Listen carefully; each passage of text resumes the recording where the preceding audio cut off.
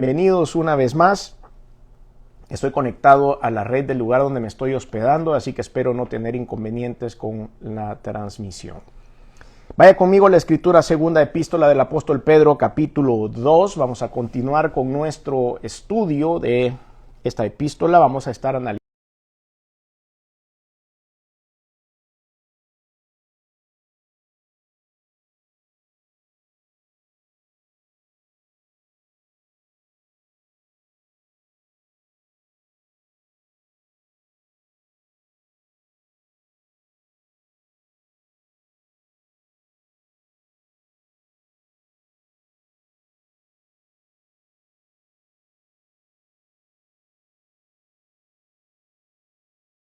los versículos del 4 al 13. Así que les pido que me acompañen, versículos del 4 al 13. Dice la Biblia: porque si Dios no perdonó a los ángeles que pecaron, sino que arrojándolos al infierno los entregó a prisiones de oscuridad para ser reservados al juicio, y si no perdonó al mundo antiguo, sino que guardó a Noé, pregonero de justicia, con otras 7 personas, trayendo el diluvio sobre el mundo de los impíos, y si condenó por destrucción a las ciudades de Sodoma y Gomorra, reduciéndolas a ceniza y poniéndolas de ejemplo a los que habían de vivir impíamente, y libró al justo Lot, abrumado por la nefanda conducta de los malvados, porque este justo que moraba entre ellos afligía cada día su alma justa, viendo y oyendo los hechos inicuos de ellos. Sabe el Señor librar de tentación a los piadosos y reservar a los injustos para ser castigados en el día del juicio, y mayormente a aquellos que, siguiendo la carne, andan en concupiscencia e inmundicia y desprecian el señorío. Atrevidos y contumaces, no temen decir mal de las potestades superiores, mientras que los ángeles, que son mayores en fuerza y en potencia, no pronuncian juicio de maldición contra ellos delante del Señor. Por esto, hablando mal de cosas que no entienden, como animales irracionales, nacidos para presa y destrucción, perecerán en su propia perdición, recibiendo el galardón de su injusticia, ya que tienen por delicia el gozar de los deleites cada día. Estos son inmundicias y manchas, quienes aún mientras comen con vosotros se recrean en sus errores. Debo decir que este estudio no está sencillo, no es fácil, el hecho de poderlo compartir. Está bastante claro lo que Dios quiere compartir con esto, pero recibir el mensaje de una justicia divina sobre los pecadores a veces es confrontativo en cuanto a la humanidad. Pero es necesario, como hemos dicho en otras oportunidades, predicar no solo lo que suena bien, no solo lo que es bueno, no solo lo que suena bonito, no solo lo que la gente cree que necesita, sino lo que Dios cree que la gente necesita. Vamos a analizar, como siempre, primero el texto y después vamos a hablar un poco acerca de la aplicación. Y hemos titulado este mensaje: el castigo por el desprecio. El castigo por el desprecio. Y les insisto, lo que vamos a escuchar a continuación no tiene nada de bonito.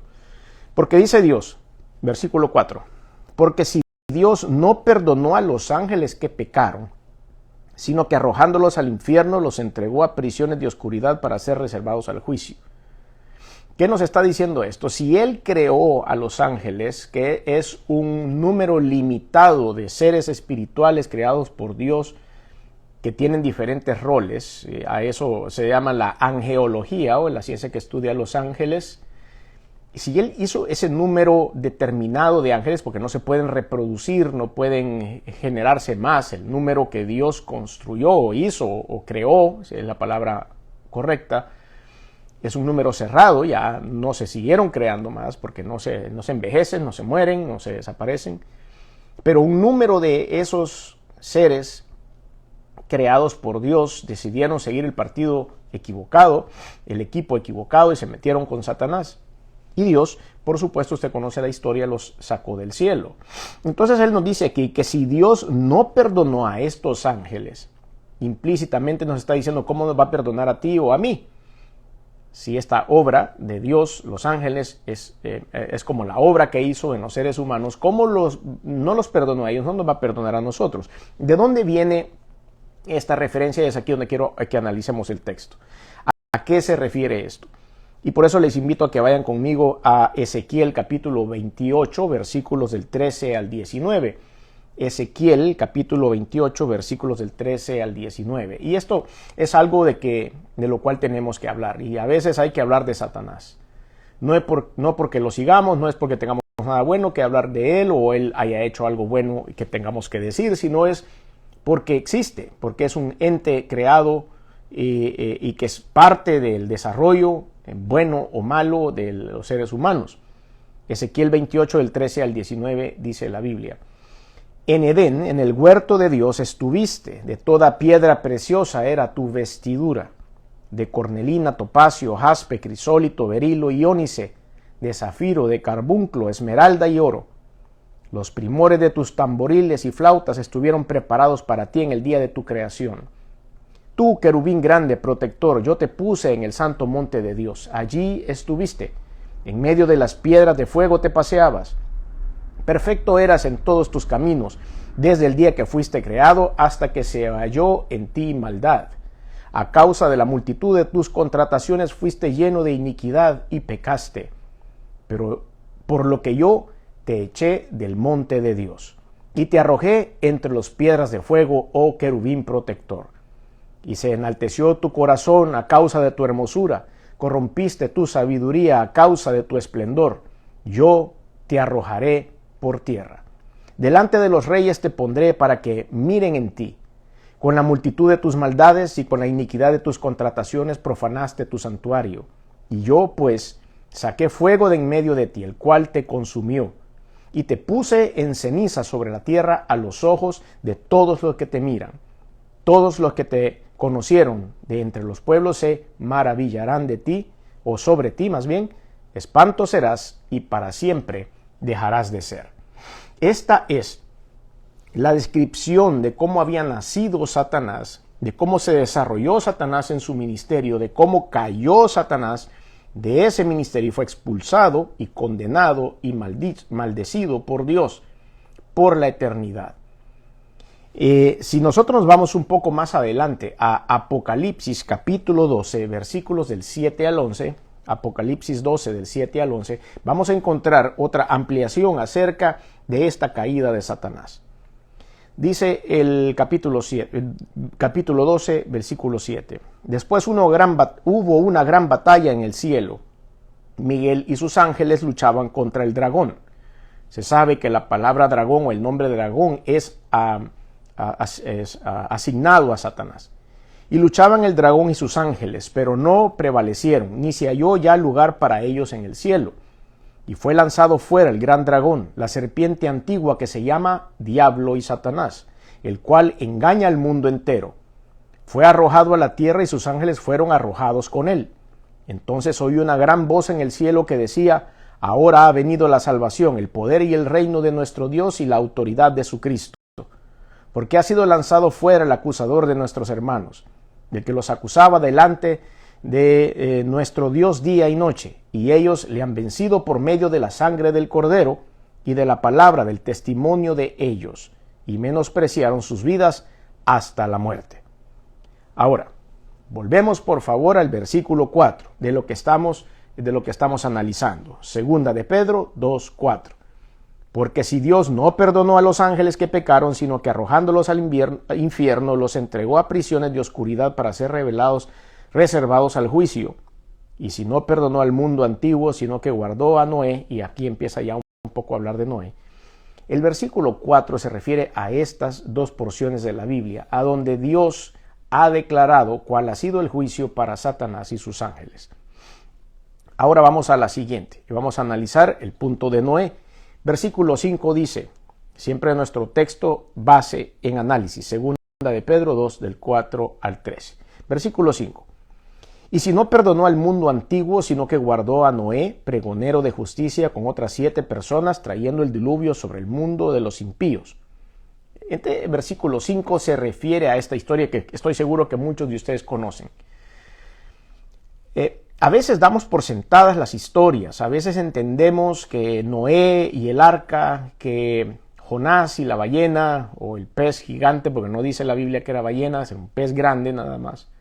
O también recordamos a a Josué, el gran guerrero y conquistador, o a veces recordamos a David y Goliat, el gigante, y tenemos muy claras estas historias bíblicas que tal vez algunos de ustedes han escuchado desde niños, otros lo escuchamos ya un poco mayores, y tenemos claros cuáles son los conceptos y las historias. Pero cuando nosotros vamos a leer los detalles que hay en estas historias y la relación que hay con Dios y las cosas humanas de esta gente que pasaron estas historias, nos damos cuenta de cosas maravillosas, realmente.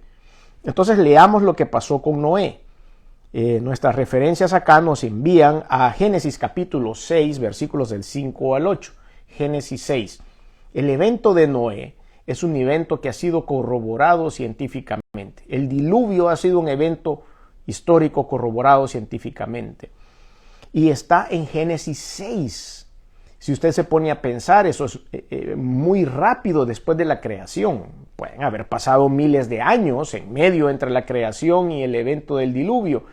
Pero para nuestro estudio vemos que Génesis capítulo 6 está casi al principio de la Biblia. Muchas cosas pasaron después. Pero veamos qué dice Génesis 6 del 5 al 8. Y vio Jehová que la maldad de los hombres era mucha en la tierra, y que todo designio de los pensamientos del corazón de ellos era de continuo solamente al mal. Pareciera que estamos leyendo una historia moderna, pareciera que estamos leyendo un dictamen presente del año 2022 en el que estamos ahora. Y se arrepintió Jehová de haber hecho hombre en la tierra y le dolió en su corazón. Esa es la parte más triste de lo que sucedió en el diluvio, que en un momento dado Dios siente arrepentimiento de haber creado a la raza humana. Qué mal estaba en ese momento el corazón de Dios, entristecido, estaba molesto, estaba incómodo, estaba, qué sé yo, cualquier otra descripción que usted le pueda dar, para que él haya pensado esto. Y se arrepintió Jehová de haber hecho hombre en la tierra, y le dolió en su corazón. Y dijo Jehová: raeré de sobre la faz de la tierra a los hombres que he creado, desde el hombre hasta la bestia, y hasta el reptil, y las aves del cielo, pues me arrepiento de haberlos hecho. Pero Noé halló gracia ante los ojos de Jehová. Hubo uno que junto a sus hijos y sus familias tuvieron gracia delante de Dios.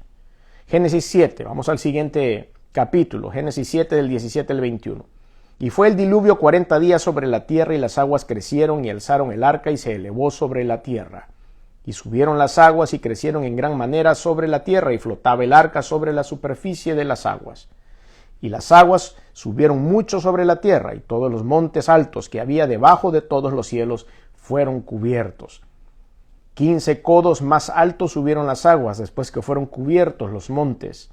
Y murió toda carne que se mueve sobre la tierra, así de aves como de ganado, y de bestias, y de todo reptil que se arrastra sobre la tierra, y todo hombre. Esa es la parte fea de esto. Dios se había arrepentido de haber creado al hombre. Entonces vemos cómo, volvamos a nuestro texto que estamos analizando, porque esta es la historia que quiero que una usted cuando lee 2 de Pedro 2, versículo 5, y si no perdonó al mundo antiguo, sino que guardó a Noé, pregonero de la justicia, con otras 7 personas, trayendo el diluvio sobre el mundo de los impíos, y hay un punto y coma, y a continuación viene otra historia bíblica. Nos vamos dando cuenta que lo que se perfila aquí es que el mensaje central de esta porción de la Biblia es: tengamos cuidado, porque no estamos lidiando con un Dios que se va a quedar callado y sentado cuando el mundo se porta mal. Tengamos precaución, porque la historia del Señor es una historia de amor, es una historia de bondad, es una historia de paciencia, es una historia de sacrificio por nosotros, pero también, si hemos analizado la historia, es un Dios de disciplina, es un Dios de corrección, es un Dios de exhortación, es un Dios que en un momento dado pone la mano y dice: hasta aquí, hasta este momento lo que hemos aprendido, y hacia dónde nos va guiando esta porción que estamos nosotros analizando. Versículo 6, segunda de Pedro 2, 6. Y si condenó por destrucción a las ciudades de Sodoma y Gomorra, reduciéndolas a ceniza y poniéndolas de ejemplo a los que habían de vivir impíamente, y libró al justo Lot, abrumado por la nefanda conducta de los malvados, porque este justo que moraba entre ellos afligía cada día su alma justa, viendo y oyendo los hechos inicuos de ellos. Este es otro hecho que también está siendo comprobado por la ciencia. La destrucción de Sodoma y Gomorra también es un hecho histórico. Han sido encontrados ya algunas evidencias científicas e históricas, paleontólogas o paleontológicas, si quiere, si cabe la palabra, de los descubrimientos que se han dado en esa zona donde se cree que Sodoma y Gomorra estaba y cómo fue consumida por el fuego. Tengo también una referencia para esto, me gustaría que me acompañe a Génesis capítulo 19, Génesis 19 del 12 al 14. Y dijeron los varones a Lot: ¿tienes aquí alguno más? Yernos y tus hijos y tus hijas y todo lo que tienes en la ciudad, sácalo de este lugar, porque vamos a destruir este lugar por cuanto el clamor contra ellos ha subido de punto delante de Jehová. Por tanto, Jehová nos ha enviado para destruirlo. Entonces salió Lot y habló con sus yernos, con los que habían de tomar sus hijas, y les dijo: levantaos, salid de este lugar, porque Jehová va a destruir esta ciudad. Mas a sus yernos pareció como que se burlaba. Esta es la historia. Por supuesto es un poco más larga y también ustedes conocen bastante bien la historia de Lot, su esposa, que por volver hacia atrás a ver a las ciudades de Sodoma y Gomorra siendo destruidas se convirtió en estatua de sal, que él logró huir con sus hijas únicamente porque los yernos pensaban que él estaba borracho o que se estaba burlando, y cómo Dios puso juicio sobre estas ciudades.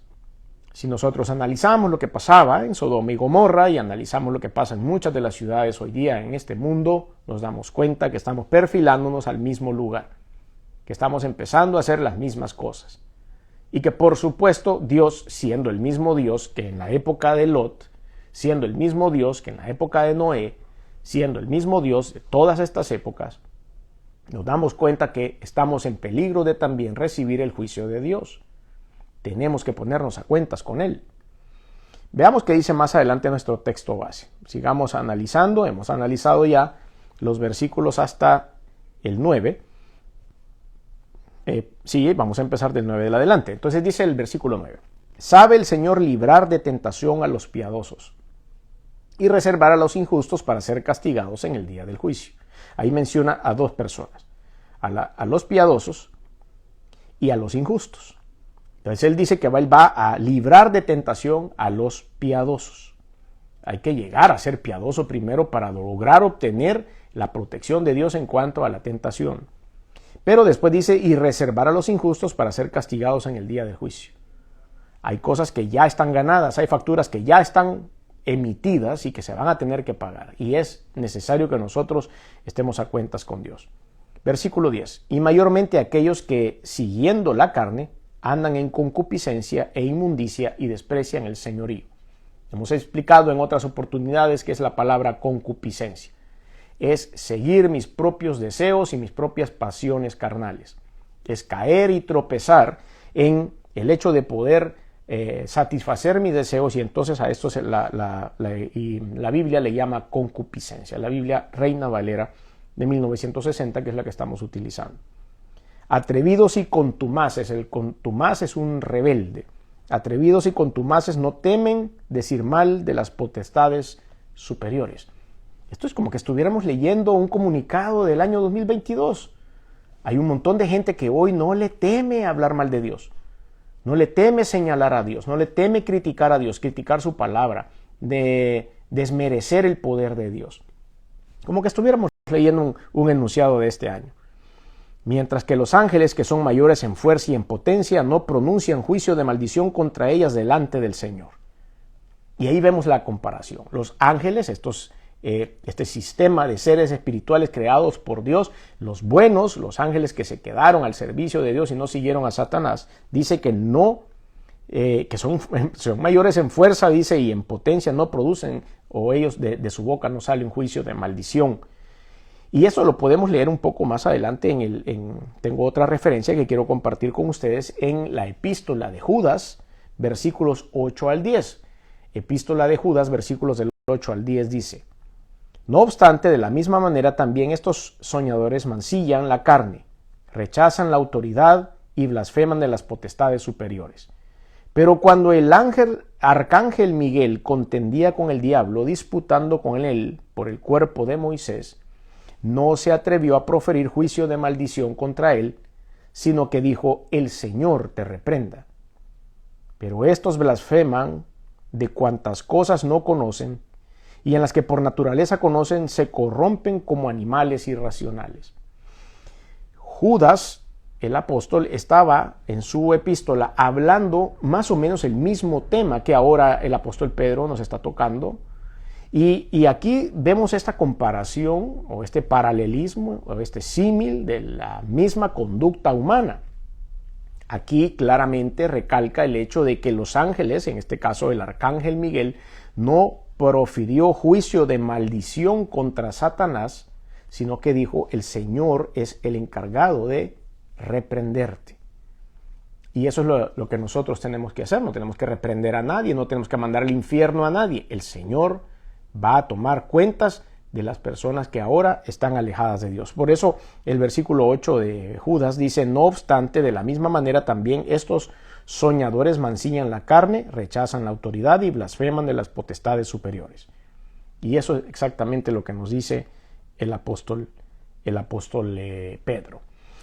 Sigamos leyendo y terminamos de hacer este análisis del texto base, recibiendo, dice, pero estos, voy al versículo 12, segunda de Pedro 2:12, pero estos, hablando mal de cosas que no entienden, como animales irracionales, nacidos para presa y destrucción, perecerán en su propia perdición, recibiendo el galardón de su injusticia, que ya tienen por delicia el gozar de deleites cada día. Estos son inmundicias y manchas, quienes aún mientras comen con vosotros se recrean en sus errores.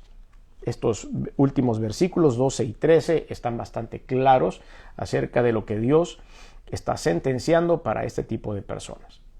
Entonces, no estamos lejanos a todas esas historias que ahora ustedes y yo hemos recordado de la Biblia. Cosas que sucedieron hace siglos, hace muchos años, muchos cientos de años. Noé, y el arca, Lot y Sodoma y Gomorra, todas estas cosas sucedieron hace muchos años, pero parece que la tendencia natural pecaminosa de los seres humanos es intacta. Es como que eso no ha variado. La predicación de la palabra de Dios generación por generación, la oportunidad que el Señor Jesucristo da de arrepentimiento de pecados y vida eterna, que se ha predicado a lo largo de todas estas mismas décadas, nos hace ver que la tendencia natural del ser humano puede ser interrumpida por el poder, por el amor y la misericordia, por la unción de la presencia del Espíritu de Dios en nuestra vida. Y es por eso que es importantísimo que nosotros caigamos en esta categoría, en librar de tentación a los piadosos, llegar a esa categoría, de huir de toda la descripción que Dios ha hecho en los perfiles que hemos ahora nosotros hablado. La gente en el tiempo de Lot, la gente en el tiempo de Noé, la gente en el tiempo presente, la gente en el tiempo de Judas. Todo esto sigue siendo un reflejo de lo que está sucediendo hoy en nuestra vida. Entonces, vamos a ir a la parte aplicativa de este mensaje. Vamos a ver el símil del castigo como ejemplo de la justicia retributiva del Señor. El Señor lo que va a hacer es retribuir las actitudes equivocadas y pecaminosas de los seres humanos en el mundo.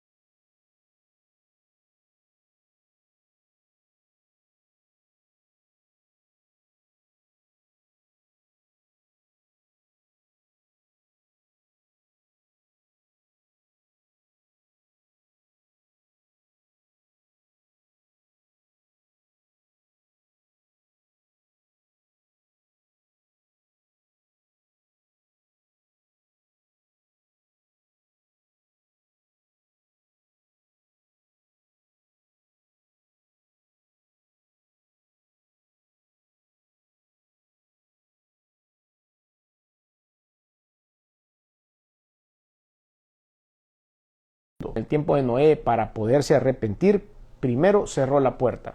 Una de las características, cuando usted dije hace un rato lee despacio cada una de estas historias bíblicas, se va a dar cuenta que la puerta del arca no la cerró Noé, ni la mandó a cerrar a uno de sus hijos, ni por error la cerró un animal cuando iba entrando.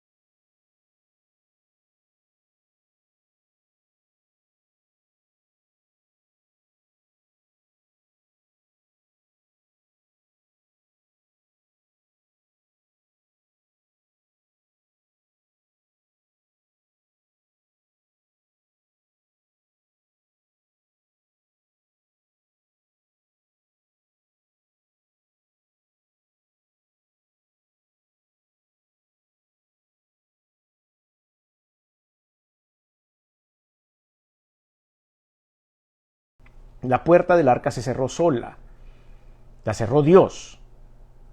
No hubo intervención humana. Y dijo Dios, hasta aquí voy a llegar con los seres humanos, yo estoy cerrando la puerta y estoy cerrando las oportunidades para que ningún otro ser humano entre a esta arca. La gran pregunta hoy para usted y para mí, después de todo este tiempo que ha pasado, que la gente se aburre de esperar la venida de Cristo, que la gente se aburre de esperar el arrebatamiento de la iglesia, es: ¿será que Dios está próximo a cerrar la ventanilla de acceso para que la gente llegue arrepentida a los pies de Cristo y tenga acceso a la vida eterna y el perdón de los pecados? ¿Será que está próxima a cerrar la ventanilla de servicio al cliente del cielo? Así le llamo yo a esto. ¿Será que la gran compuerta del arca que nos va a llevar, de acuerdo a la descripción de la Biblia, es una nube que nos va a llevar a la presencia de Dios en el arrebatamiento a todos nosotros, está próxima a cerrarse esa puerta? No lo sabemos, probablemente así sea. Sentimos los predicadores ahora, de acuerdo a estudios, de acuerdo a lo que vemos en la Biblia, de acuerdo a lo que dicen, que la venida del Señor por su iglesia está más cerca que nunca. Ojalá que así sea. Pero también ojalá que mucha gente se pueda arrepentir y que antes que se cierre la puerta puedan tener su boleto para ir a la presencia de Dios. Cerrando así la puerta de la oportunidad para el arrepentimiento de los pecados y no habiendo así más lugar para la salvación. De esa manera, todo esto quiere decir el momento en que el arca se cierra. Por lo tanto, y a consecuencia de eso, el rechazo voluntario de todos los dejó afuera, por supuesto. Y así hay un montón de gente hoy. Hemos perdido un poco el miedo a quedarnos afuera del arca del arrebatamiento de la iglesia o de la futura venida de Cristo. Hemos perdido el temor a eso. Hemos perdido la preocupación por quedarnos afuera cuando la puerta se cierre. Y nosotros tenemos que ser como Noé en ese tiempo. Creer, tenemos que seguir creyendo que esto va a pasar. Para que en esa fe que hemos depositado, tanto en la muerte y resurrección de Cristo, tanto en el derramamiento de su sangre para el perdón de nuestros pecados, tanto en la vida eterna después de la muerte, también tenemos que estar atentos, porque en cualquier momento, dice la Biblia, el Señor vendrá por su iglesia. Nadie sabe cuándo ni cómo. Dice, le preguntaron al Señor Jesucristo y dijo, eso solo mi Padre lo sabe. También alguien más le preguntó, ¿tienes más o menos el tiempo o cuándo va a ser esto? Y él dijo, no, vendrá como ladrón en la noche.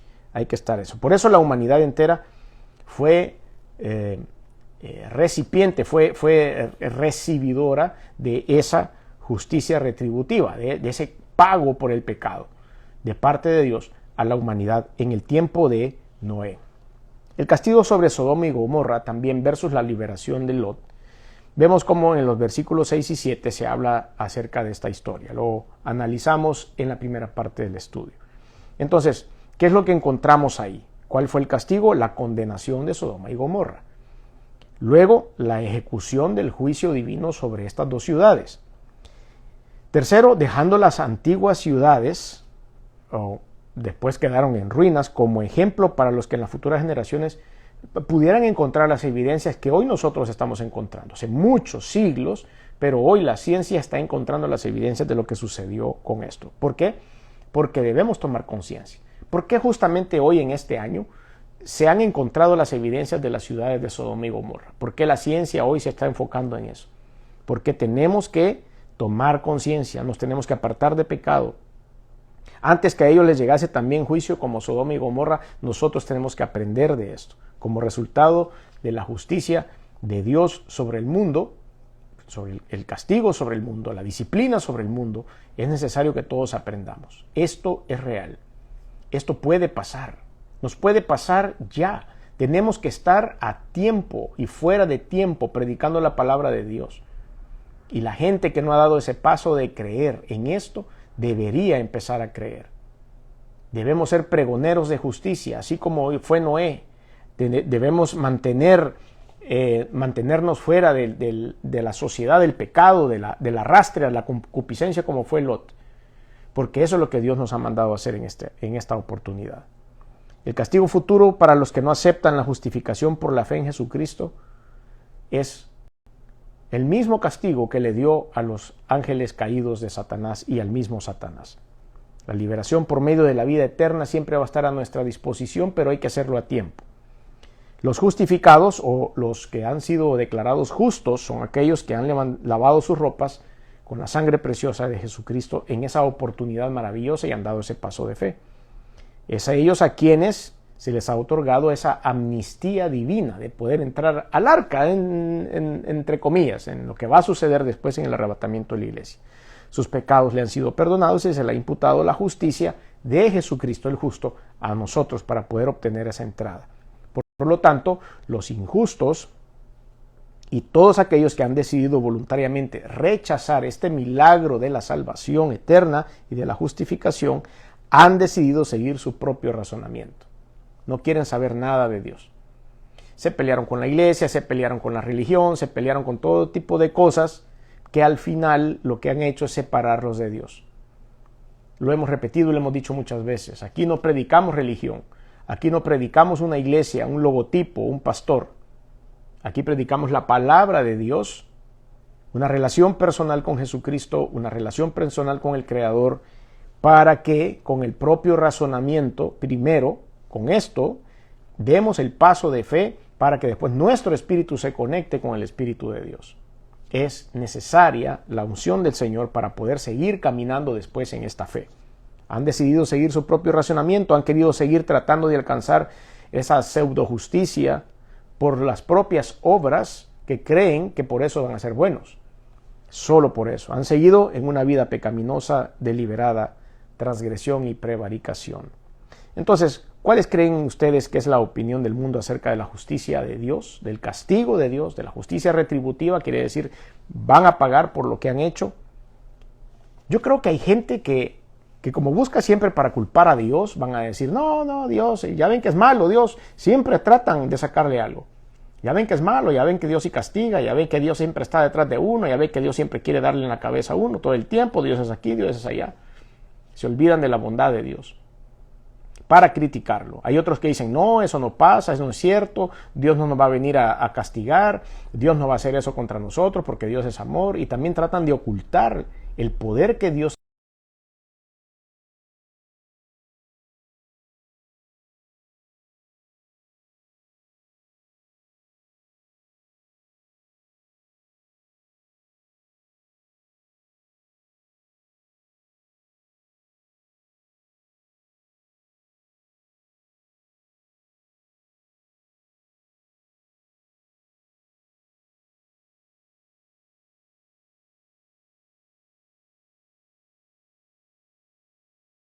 ¿Cuál cree que es la opinión de la iglesia, del Señor a nivel mundial acerca de la justicia retributiva? ¿Se predica o no se predica? Pasamos al siguiente punto que tengo para ustedes y los que deprecian el señorío de Cristo, que es hablando acerca de los versículos 10 en adelante de nuestro texto base, 2 de Pedro capítulo 2.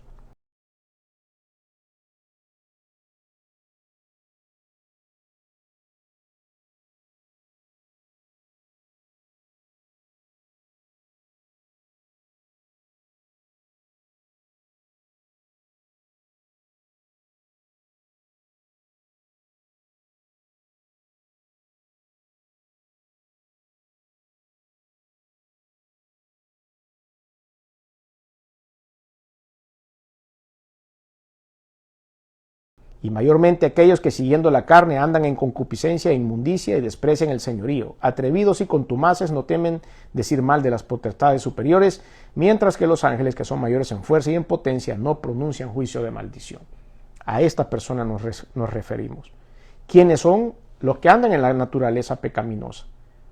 Viven gobernados por la carne, por el deseo, por la concupiscencia, por las pasiones. Viven un estilo de vida que verdaderamente es llevado por la lujuria, por la lascivia, por la codicia. Además viven de una manera también, como dice la Biblia, en inmundicia. Miasmos es la palabra traducida de inmundicia, es corrupción, es contaminación. A eso se refiere, la inmundicia, la corrupción, la contaminación es una causa o son consecuencias de la concupiscencia, la lujuria, la lascivia, la codicia, en la cual viven. Todos estos pecados inician en el corazón. Y es aquí donde el ser humano, con su tendencia pecaminosa ininterrumpida, es cuando da a luz al pecado en la vida, y esto viene en las concupiscencias. ¿Por qué ininterrumpida? Cuando nosotros tenemos una tendencia pecaminosa con la cual nacemos, es nuestra naturaleza, porque así venimos manchados y golpeados por el pecado original, si lo quiere ver así, desde Adán y Eva, y esa vida no se ve interrumpida por el ingreso del Espíritu Santo en nuestro corazón, entonces caemos en todo esto.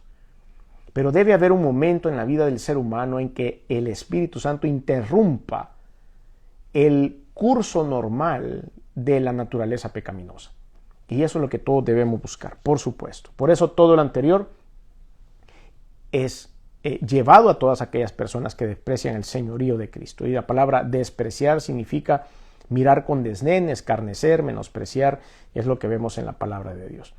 Las consecuencias de despreciar el señorío están en los versículos 11 en adelante, mientras que los ángeles, que son mayores en fuerza y en potencia, no pronuncian juicio de maldición contra ellas delante del Señor, pero estos, hablando mal de cosas que no entienden, como animales irracionales nacidos para presa y destrucción, perecerán en su propia perdición. Y esa es la justicia retributiva.